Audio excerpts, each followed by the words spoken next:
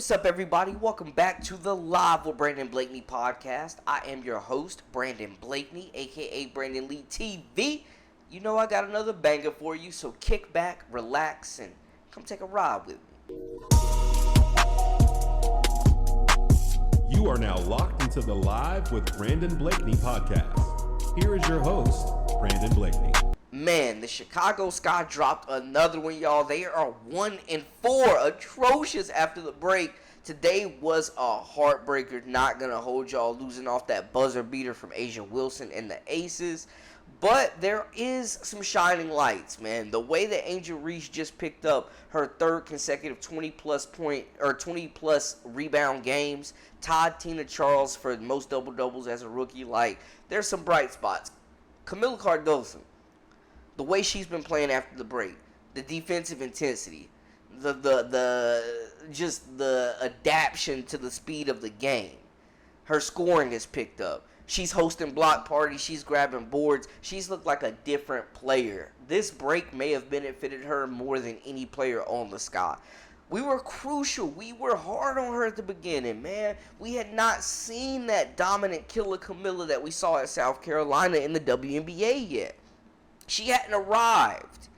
Since the break, though, in these 5 games, man, she has been impressive. And I think it's finally starting to click. A switch has flipped, and she's finding her role. She's finding her niche in this roster. And I'm excited to see the development, man. But she's been running up and down the floor. She looks in better shape.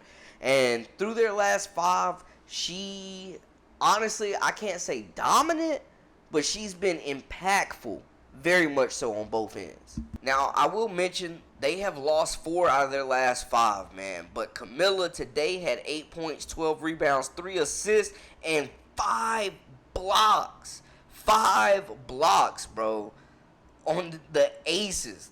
Just cleaning house out of there, man. The scoring has improved too, man. This was the first game she hasn't scored in double figures since the break ended. She had 18 points in a tough loss, 82-80, 6 rebounds, 2 assists, 1 steal, and she went 8 for 11. Look at the field goal percentage. She's shooting over 60% in every game but today. The consistency and the efficiency is on full display. A blowout loss, she did have 12 points, 4 rebounds, and 2 assists in only 16 minutes of play. She went 6 of 7, 85.7% from the field. In their only win, she played 28 minutes.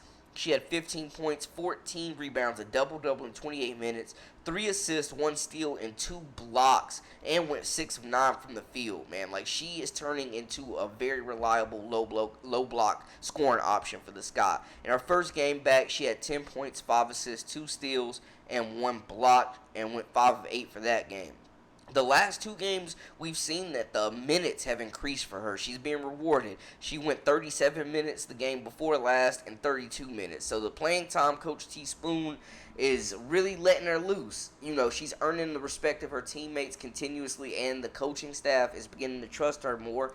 And speaking of praise, her former coach, Don Staley, one of her biggest supporters, even had to come out and shout out Killa Kamilla. Staley said, "Lil sis has arrived.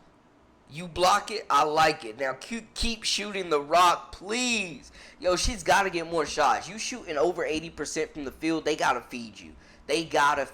She needs more shots. I love that she's played 37 minutes. That playing time needs to continue to stay where it's at throughout the season. I think, honestly, they're not a playoff team. They're exceeding expectations, but if I were them, I'd go ahead and pack it up, man. Try to get that high draft pick. Tank. Maybe you get a shot at Paige Beckers. Georgia Moore, a point guard that is dynamic, that will accelerate the development, guys, of these bigs. But Dawn Staley, recognized game. She brought the best out of Kamilla when she was at South Carolina, man. She developed her over those years, and she became the focal point of that team this past season, man. So she knows how to get the best out of her, and I think we're finally seeing that Kamilla from South Carolina in the WNBA. I don't think the break may have benefited any other player better or more than Caitlin Clark, other than Kamilla Cardosa, man. Like, this break was exceptional. I think she has more upside than Angel, man. I think she is the better player. Now, that's no disrespect to Reese. She's a dog. She's in the Rookie of the Year run, and she's breaking records. She's been a focal point of the offense. Missed a lot of shots, but grabbed a lot of rebounds off them shots as well. But Kamilla, just size, physicality, skill set. Like, I think she has the potential to be one of the best bigs in the entire league, man. From a physical standpoint, 6'7", can get up and down the floor, can guard multiple positions, can catch, great hands, great soft touch. She's a better finisher right now than Angel around the rim.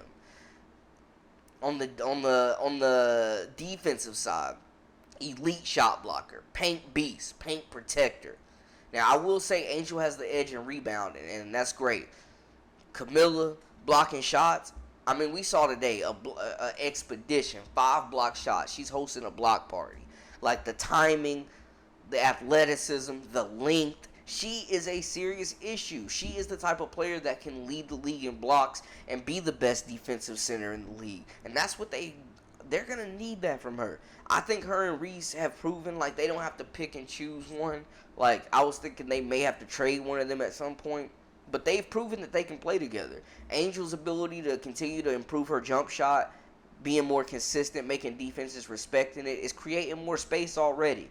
Throw the gifted passing ability of both players, being able to get each other the basketball out of the post, and you're talking about an elite potential 1-2 punch with this group. Every move that the Sky make moving forward needs to be, 1, re-signing Kennedy Carter, 2, building around these 2 towers that they have in Kamilla and Angel, because I think they hit 2 home runs in the WNBA draft. They have a great coach in Teaspoon, one of the brightest young coaches in the game, making noise. Got these players ready to run through a wall for her every day, every practice, every game, and she's bringing out the best. And I love to see the increased playing time for Kamilla, man. She needs minutes. She needs reps. She missed several games, man, due to that injury, and I think it set her back a lot. She got a break. She kind of got to reflect, get in the film room, really soak in the physicality as well as the speed and the skill level at the WNBA, and she looks like a completely different player. She absolutely does. She's playing really great basketball, and I think this is a really, really good sign for the Sky. The future's bright. It's not right now. You're not a playoff team. Pack that thing in, tank, and go ahead and get a high draft pick. Make some moves, maybe Sabali, maybe Dejanay Carrington in the free agency pool. You know, they have a franchise with a city and an owner that believes in them. They're investing in the team, getting that new practice facility so they can get out that rec or wherever the hell they were practicing. One of the big reasons they lost stars Killa Kamilla and Marina Mabry was the facilities. Now you have a chance to attract free agents, big-time names to come team up with your young core. You have a chance to take this franchise to the next level and bring back those glory days of that WNBA championship from a few years ago. You have a chance to retain your stars with these new facilities, man. So I think the future is definitely bright for the Sky. The Sky have a really, really good core as far as a big 3 with Kamilla, Angel, Kennedy. They need a point guard. Lindsay Allen is the only option right now, and she's been inconsistent, but she's had some really good games as well. Dana Evans more of a 2. Like, they don't have a legitimate point guard right now. So that will be the next move for them in their development. And I think, having a guard that can really initiate, pass the ball, run the pick and roll, and make life easier, set the bigs up, it's just going to really just increase the speed of the trajectory for these 2 bigs and them reaching their max potential. But y'all let me know, man, how y'all feel in the comments. Killa Kamilla is back playing elite basketball, playing to the level we know she can, man. She is a special talent, and she's one of those rookies that has the most upside of anybody in this class and could arguably be the best player 10 years from now. But we were being impatient. We wanted to see it. She had been a bit disappointing the first half of the season, but post-break, Kamilla is doing her thing, and she's getting praises from Don Staley. So when Coach Staley shouts you out and shows love, you're doing something right for sure, man. But yeah, she's been playing big. I think, just looking at the numbers really quick, on the year she's averaging 9.1 points, 7.7 rebounds, 1.3 assists, and a steal. And we know she's out there blocking shots as well. I think For me, man, I could see her averaging a double-double by the end of the season, and she absolutely should be. But y'all let me know the predictions. Where do y'all rank this rookie ladder? Do y'all have Rakia Jackson at third over Kamilla? What should the Sky be doing? Tanking? Should they play it out to the best of their abilities and try to snag a playoff spot? I do know if the Atlanta Dream are one game back in ninth place, if they are to beat the Indiana Fever, they will take that A spot and knock out Chicago of that playoff contention. But y'all let me know moves, what should be done, the development of these players. Are y'all satisfied? Holler at me in the comments. Let me know. That is a wrap for us. For all the latest and the greatest, I am Brandon Blakeney, aka Brandon Lee TV. Make sure to hit that subscribe button to stay up with all of the latest with the Live with Brandon Blakeney podcast. Till next time, we out.